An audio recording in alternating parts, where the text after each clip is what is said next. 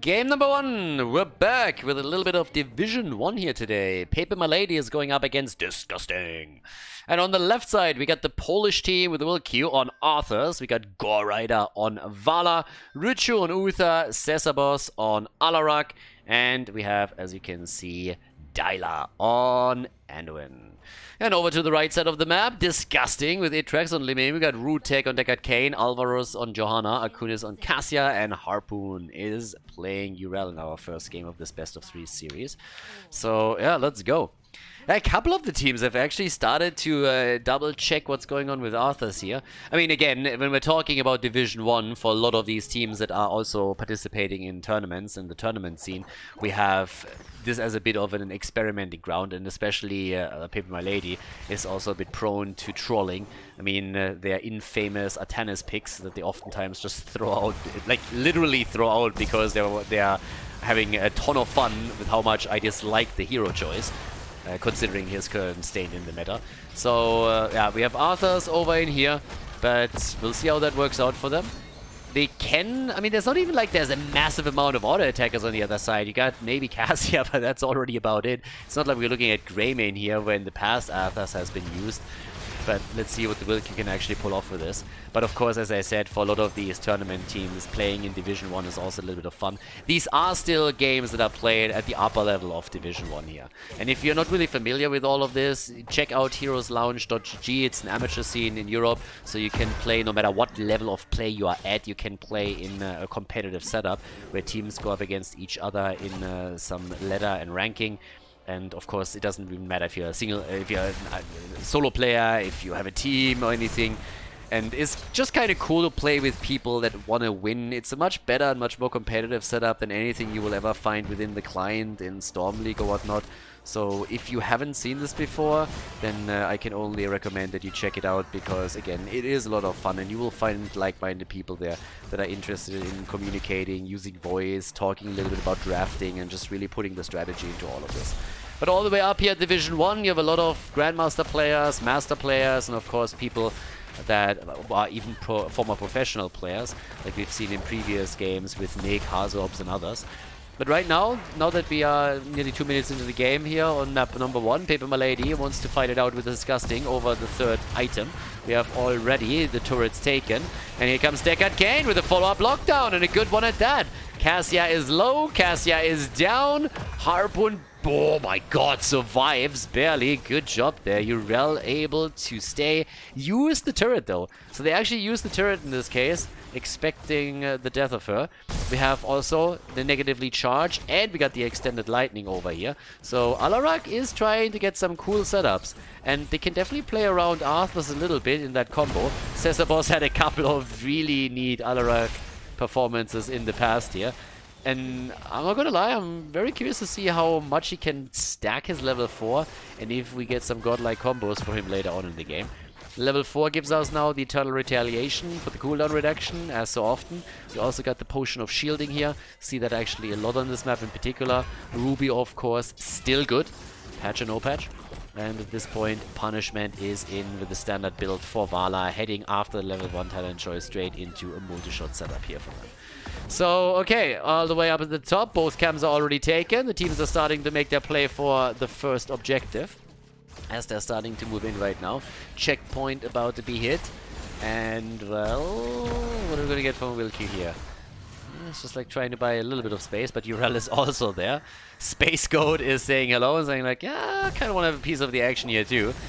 And in comes Itrex with the Triumvirate already, as his level 4 choice. Still waiting for his Calamity, of course, to kick in here, which really unfolds the power of Li Ming. And yeah, so far the blue team is giving up the spot for just a second, since they have the earlier level 7, and that's fantastic for them. Having the level 7 as they're moving into this forces Disgusting to retreat. There's no way for the red team to hold this against the talent advantage, or at least it will be a massive gamble. Instead, we have Gorrider up at the top with his Vala, now also using the level 7 talent to push lane out a little bit further. Of course, they want to reach the experience, and there it is. Level 7 on both sides. Calamity instantly picked, of course. and the chance to go into the team fight. With Uth at the bottom of the map, Urel is now making a win in there too. Double support for the blue team is going to give them the sustain hopefully here. Alvaro's a bit low, there's the kill, Urel is down. Yeah, and we have quite a bit of sustain here, even with the healing beacon now on the ground. Oh, Vala survives and they kill Cassia instead. How exactly did that one play out? I mean, holy hell. That looked like she should die, but with the double support they could keep her in play. I mean, keep an eye on Vala over here. She nearly falls, and then Anduin zips her away. They are able to heal that out, and the Protector gets taken in the process too. Vala jumps in immediately and now shares the driver's seat with Arthur's. Camp in the middle, or the wall in the middle, is already eliminated, and now they move topside to try and take this one down too. And, well, let's see what they can do here. Fountains are, of course, a little bit reversed in the way that shield and hit points work on a fountain in this newest patch. But they are actually not even focusing on this one. Instead, they're trying to go into the middle to take this one down completely. The Protector just moving up and down, trying to fake them out a little bit, thinking about going for the fountain after all. It's not like they can't claim it later on. They're starting to jump in for it, and, well, let's go. Here comes Alvarez again, gets the shield out, still had the trade ready, but they gotta be careful. They are level behind and one's level 10. Oh, nice! That was neat, good shot. Arthur's down. Look at that living setup. And they think they have an opportunity to go for the item now that they have a numeric advantage and go straight for the healing beacon. Good kill against Wilq, I like it. So, that was pretty awesome. Let's see, they will get the item, but of course, level 10 is still a problem. Yeah, level 10 is there any second now, and that should give a minute or so where pepeMLady has the advantage here. Yeah, they go for Syndragosa. Again, they play a double support setup, and Arthur has the main tank, so you can already see that they are definitely willing to experiment with the combo a little bit more today. Slight troll attempt here. Syndragosa is here. Yeah, Captain Hitsugaya would be very, very proud now that Hiranmaru is making it into the game again. And in addition to that, we also got the Deadly Charge. I'm a little bit disappointed that we got the Salvation over here instead of going for the Light Bomb. Deadly Charge with Light Bomb is fantastic, but yeah, not so much. Down here, we've actually seen that just recently. I don't know if it was from them, but the Deadly Charge with the Light Bomb can be super annoying. Instead, we go see Anduin going full on Mini Trump. I got the words, I got all the words, I got the holy word, it's salvation. And yes, party time. There's Arthur's with the ult committed to. But he's not able, they're not able to get a kill. They got Kane was there too, and he just puts them to sleep. It's kind of fascinating. You see a dragon in the sky and they somehow still manage to fall asleep around it. So, I don't know. So, Wilq is coming in now as well. Oh, there's a kill nearly, but Liming is not able to get it this time. But still, Wilq has to be careful. He died earlier to that Liming flank, and this combo hit pretty hard too. Now up at the top, the wave clear is now coming in. It's Goal Rider is pushing this one out again. Having the level 4 and level 7 for him obviously helps a lot with the damage output here. And talking about the damage output now that we have both teams on level 10. Arthur's? I got the best word, and I will make the enemy team pay for it. But yeah, 26,000 damage, so the word is already used. Dialer comes in and saves everybody, and that saves the Wilq right there. 28,000 damage for Liming, 27,000 for Vala. Nobody outside of Arthur's has yet died on pepeMLady's side. The fort in the middle, of course, down, so structurally speaking, Disgusting is behind. And, well, let's have a look at objective number 2, because this is already kind of getting important here. If you lose the first fort, if you lose the second objective and then more forts are taken out, it's starting to become quite difficult for you to hold any kind of position in the middle of the map. So, Disgusting has to step it up a little bit here. We got, especially Vala, dropping the damage. Not only siege, but also hero damage. Strafe will help with that later on too. 25 stacks, by the way, on level 4 for good old Alarak. That's neat for him. Side lane Uther is still here too. Yeah, so Uther, our support, is side laning it hard at this point. Gets attacked a bit, but should actually be able to make it out there. Richard's having no problem. Top side in the meantime. Here's Syndragosa again as they are pushing this in. Old man with the sleep attempt. Going full resident sleepers. Gore Rider comes in from the side. Tries to get the kill. Strafe, baby! Blessed shield missing, but there's the first kill. And they are gonna get another one. Deckard Kane? What? Cesabos just lets him walk away. Yeah, he kind of thought they had the kill already. So Deckard Kane walks out. They take the fort regardless. 13 versus 13 with Jojo down on the red team side. And top side, they can now take their camp, the objective. Yeah, it's a pretty solid setup here for Pep. I'm pretty sure it's their map choice too. I mean, this is one of the maps that we continuously see being played pretty much always first or second whenever pepeMLady plays, so they really like to play on this map here. Good setup against Arthas again. The Holy World is out. We're going for the Salvation again. Anduin is able to keep Will Q alive for the second time here with his ult, so good for him. But they haven't really won this one yet. Now, they have, of course, the big lead thanks to the to the wall, the fort, and also the fountain. So there's always a fallback option for them when the shit hits the fan.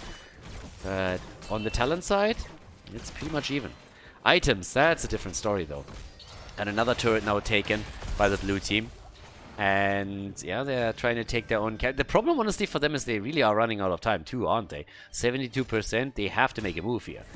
If they don't, then it's going to be problematic. If they can pick up the kill before they do, then that would be even better.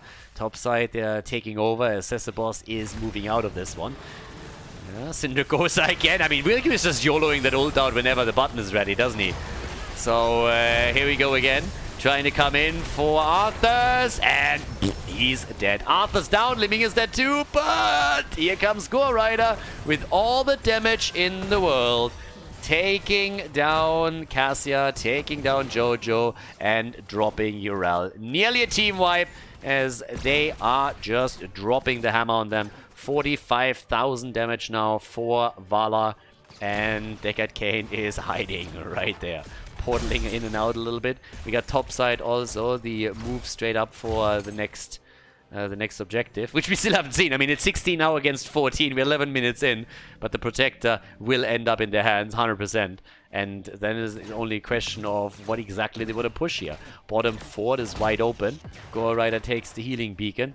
Like, it would be the full troll if you would have just drop it here to heal back up to 100% HP. But no, not even them will make it that bad. So yeah. Trolling, yeah, that's a little bit too much. Either way, 32 stacks for Alarak. Looking to wreck a few more people here. Now, at the bottom of the map, Vala is now helping out Richard to push through the wall. The Protector, then again, is positioning itself at the top. So it's threatening keep, which means that they have to set up a defense here, and that leaves the Space Goat all alone at the bottom of the map. Meh. And now that Harpoon is dealing with already 2 heroes, he is starting to lose ground here. So, actually went also into the Sacred Ground. I didn't even catch that until now, I gotta be honest here. So Sacred Ground is used. They're pushing it back as we speak. Protector is still active all the way up at the top. We have a bit of a battle between Cesabos and Alvarez here as Alarak goes up against Jojo. But yeah, Urel is pushed back. The ult is out, and now there's not only the fountain destroyed, which means objective number 3 is set up quite nicely for pepeMLady, but they're also starting to take the fort itself down. And doing well here. And Harpoon is losing more and more ground. He needs to head back. And once that he's actually leaving, they're going to take that fort for sure. This is exactly what we're seeing right now. They are looking for level 20, of course. Sorry, for level... Well, they are looking for level 16 with only 2 levels missing. pepeMLady is already working on Storm Talents. Here we got the Martial Law coming in. Got also the Scroll of the Stone Curse over here. But in the middle of the map, maybe an opportunity to get a kill. Nope, not this time. Anduin is there again. Coming through. Another quick shot in. Gore Rider with a bit more damage. Uh-oh, Urel. Ooh, that ult saved her. And Alarak is dead. Double kill. Alarak is down. Stacks have been lost. And they took the kill on Vala too. Trying to get... Ooh, that Deckard Kane follow-up could be nice. But there's the Gladiator's Medallion. Will Q on the run. And he's gonna make it out, isn't he? Yeah, there's the Anduin ult again. Oh, nice. Urel might have just set up the kill for them. Deckard Kane again. Dialer low, and he still escapes, but Arthurs is dead for the 3rd time now. And they're going for the kill against Uther. So, yeah, the entire setup was started with this little engagement. I mean, just look how they were trying to go for Yrel here, and they couldn't get the kill, but then Alarak falls. That ball of lightning did a lot of work on that. And, of course, it's an easy kill against Vala, too, who, by the way, dropped the item before she died. So, pretty quickly here. But now there's push power. Disgusting is on the move. They take the first fort down. They are still suffering some damage at the top fort, and that's at top keep even. That's bad. They really need to deal with this a little bit, don't they? Now we got Alvaros and his boys at the top trying to take down another fort here. They might be able to pull that off with 2 heroes dead on the other side. But now that Yrel has retreated and started to deal with the top wave, actually she hasn't really, don't you know? Yrel? Hello? You do realize that thing is still firing, right? I'm not quite sure what happened there, but that is a little bit odd. That keep is taking a lot of damage for no reason whatsoever. Eventually the next minion wave is going to stop that, but the keep is by now down to pretty much 50% HP, so that wasn't really needed. One simple jump on this thing and she would have been good. So Yrel has dealt with it now.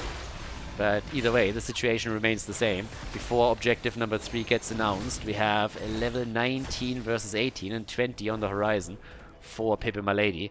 So these Storm Talons, well, reality that Disgusting has to deal with. Next objective is going to be announced soon, TM, and they still have to soak a level and a half. Here comes the upgrade for the Divine Storm. After we already had Manticore, we have also Farflight Quiver and Absolute Zero.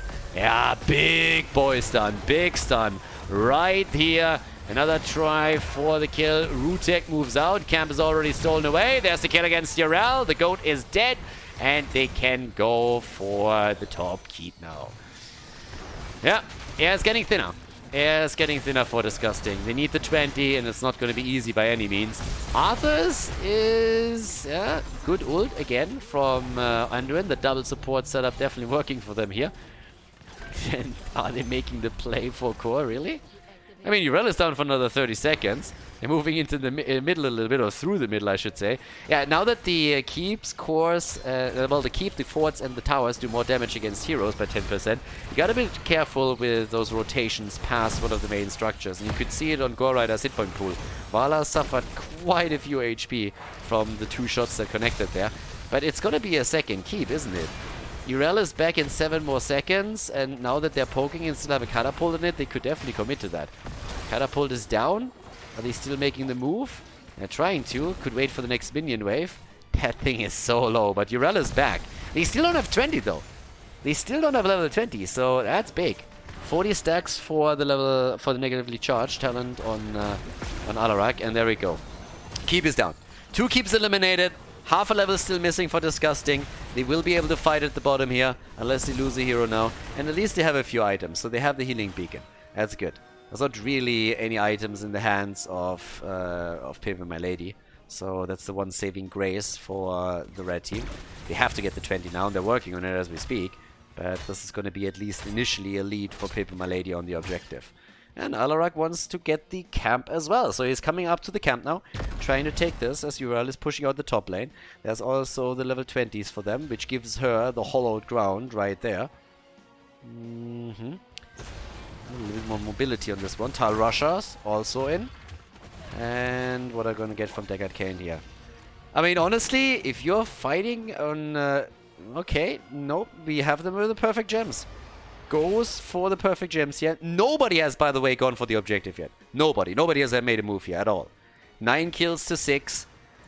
And they're still trying to put pressure on. The problem, of course, for Disgusting is they have now 2 lanes that push against them, right? So they have to control these lanes before they do anything else.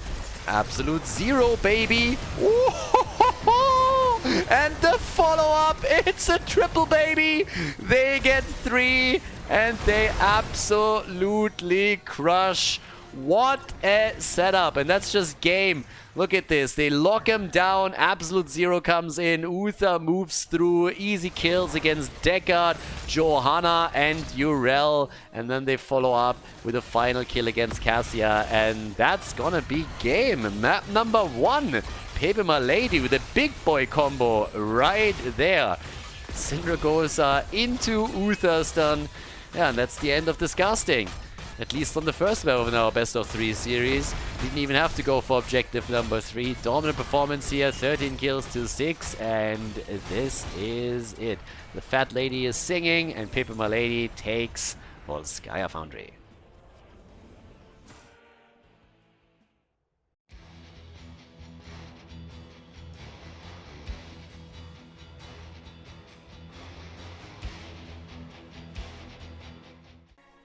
Okay, game on! And, well, we got a wild draft in front of us, everybody. If you thought that the last game had a couple of weird picks and some stuff that you normally don't see, take a look at all the glory that is game number 2 in this one. pepeMLady on Battlefield of Eternity is playing again a double support setup, this time with Dyla on Brightwing and Cesarboss on Alexstrasza. Someone that shifts from Alarak to Alexstrasza. The only thing that these two share is that they start with A.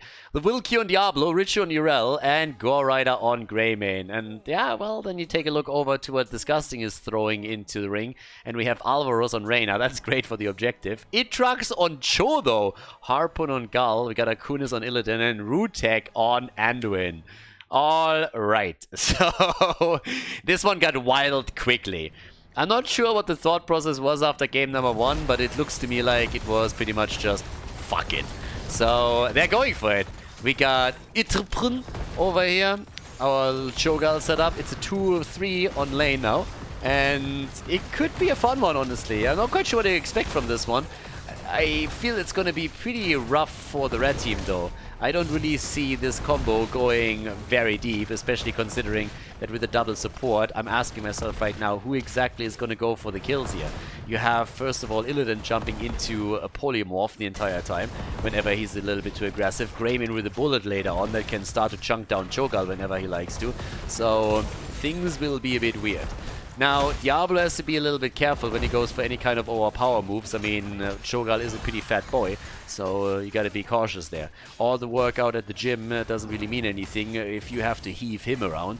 There's a reason why why Garrosh can't actually flip Deathwing, would end up in the wheelchair pretty quickly, and Cho'Gall gets close. So there's that. Talking Cho'Gall, we got for Gall himself, the Colossus Hide here. The Taskmaster is in 2. Topside has already a kill against them. Damn. Brightwing coming through to help out with the kill against Jimmy. So Jimmy is down first. And, well, I don't know. We'll actually see. Ooh, careful. Okay, dodges out on most of the damage. Nicely done. Brightwing is jumping it back down too to help out a little bit. Anduin, by the way, with the Renew over here. And goes for the zip move right away. It's actually kind of fascinating that that little guy has no problems whatsoever to just zip back out Cho'Gall. It's like, nah, no problem, buddy, I gotcha. Over here, Akunis does not have that camp, I think. One set to yeah, he gets it. I mean, that was more or less a given. Akunis, as I said, would lose out on this one. He has to be careful that he doesn't die, though. Yeah, see that? He actually already... Oh, careful, Jimmy. He actually already used the Gladiator's Medallion just to get out of harm's way here. As we have the fight at the bottom of the map, we have this one here too. Gore Rider a little bit too close to the action and decide that he's going to reposition himself slightly for this one. Yeah, Greymane also a little bit low, as I said. Double tap at the top. Both are half stoning back. Level 4 talents are coming in now. But it is getting a bit bananas here. So we got the rapid chase in. I still can't believe that we actually have Illidan in this map. That's not something you usually see. And how deep can they go with this one? Akunis is... I mean, again, Illidan thrives when there's a lot of space, right? So if you can chase and there's not a lot of CC on the other side, you can do a whole lot in the late game with him.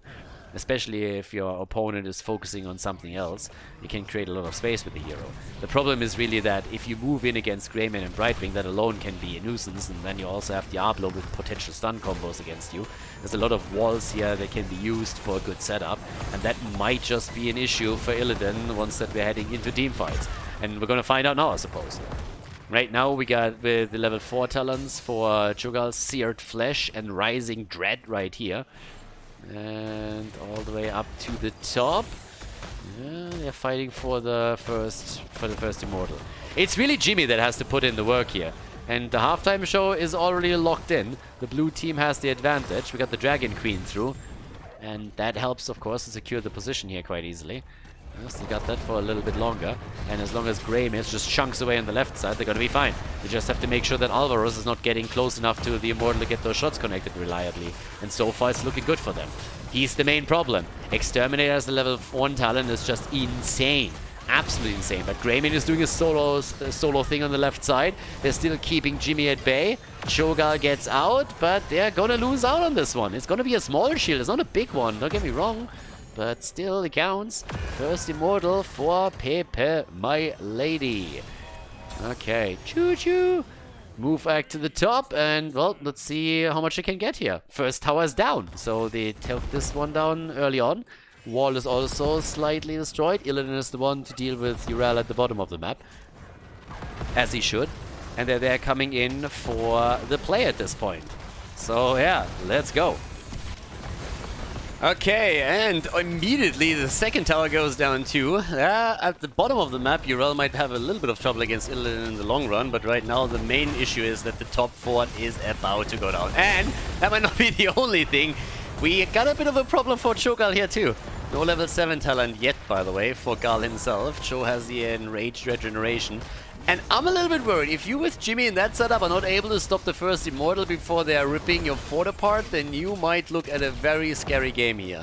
Now, of course, distance and safety also increases when you lose your structures, but kind of not the idea behind all of this. So, right now, 1 kill against 0 only, but mad damage on structures. And look at Yrel moving into. They're pushing even deeper. They're going for the Dragon Queen again. Immortal or no Immortal. They're going to siege up a little bit hard on this one, aren't they? Why else would you pop the Dragon Queen in this point? Oh, Diablo jumps over the wall and will Q. They can't keep him alive. He goes down. And that was way too YOLO right here. Way too aggressive for him. Now, Illidan is of course attempting to chase immediately, and these are the situations where he really, really thrives. That's where he's dangerous. When the opponent is a bit low on numbers, you have the advantage, you can try and take him down. They're running away from you in a chase in 6 days to Sunday.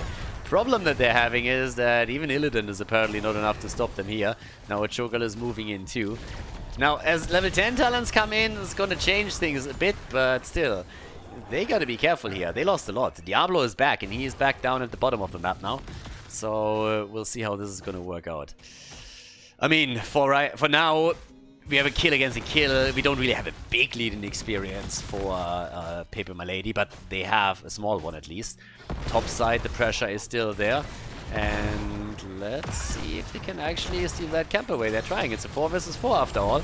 But the fight is now focusing on to Jimmy. And even with the help of Anduin, he might be in trouble. He's not the only one. Look at Cho'Gall over here. He's also just rushing out. Jimmy is already dead. Yeah, Alexstrasza coming in and is burning him quickly. Talking about burning. Yeah, we got the lightning breath over here. I still don't understand why this is called lightning breath, by the way. It's clearly a flame breath or something. So where's the lightning exactly? Now, I've played Diablo 3 too, but you have to change the graphics a little bit if you really want to call this lightning breath. We got the bullet on the other hand, so yeah, bullet to the face. It's actually kind of interesting. I mean, if you're hitting Cho'Gall's face with a bullet, which face do you hit? It doesn't matter. Not really a question that is really important at this point, but, well, let's see. For now, we got level 10 abilities, only on one. Oh, Jimmy! This was Jimmy, and that's Cho'Gall dying, isn't it? Oh, team! Damn! And her name is John Cena, baby! Oh, yeah! Look at that jump! Look at that jump! Full on hooves first, she just racks Cho'Gall. Bam! It's always awesome when you can kill someone with a jump here, but if you can kill Cho'Gall with it, I mean, that's the cherry on top of the cake. Absolutely fantastic. So, now we got the top keep down, and this Cho'Gall Illidan setup isn't really working. Illidan going straight for the hunt though, might as well, why not? We got Hammer of Twilight and the Twisting Nether in. Anduin hasn't made a choice yet, but he wants all the words and only the best words. So, Salvation it is, and off we go. So, right now, there's another opportunity to get a little bit of Cho'Gall damage through. The ult at least is in, and, well, they're getting chased away immediately. Will Q pops the ult, and they are all on the move back. Diablo wants 4, by the way. Ooh, they want to go for the kill here too. Illidan gets polymorphed as he starts to jump in. Yep, 5 versus 5. There's Greymane. Core Rider, mistakes were made, but the double support keeps him alive. And Illidan is already dead. Nice. 7 kills to 1. Halftime show has pretty much been hit. And yeah, they're sitting at the top, and I was like, guys, there's nothing left here. Might as well move back, right? Damage output, Greymane on 30,000. Gal has 37k. Good for him. But of course, they're now going to try get a little bit more done. We still want to get this Immortal, try to go through the bot lane, take the 4 down at least.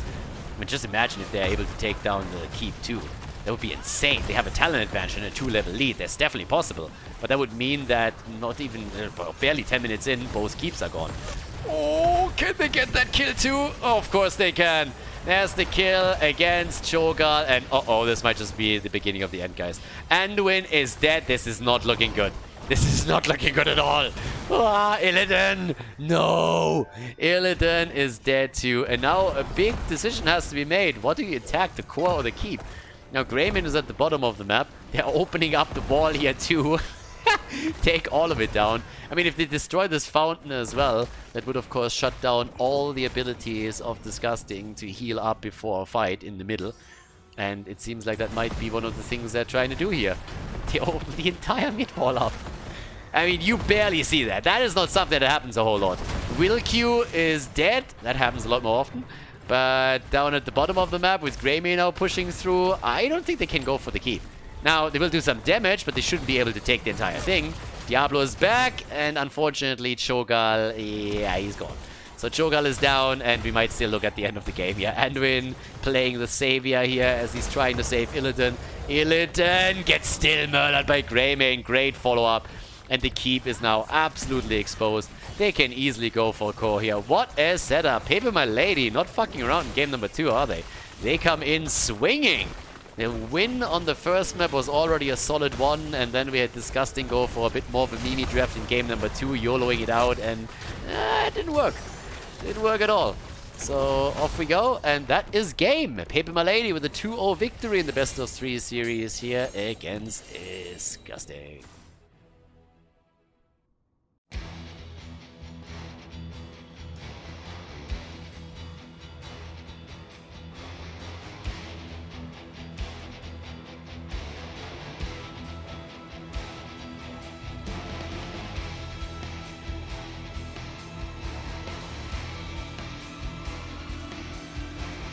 Thank you everybody for watching the video today. I hope that you enjoyed the show and the commentary.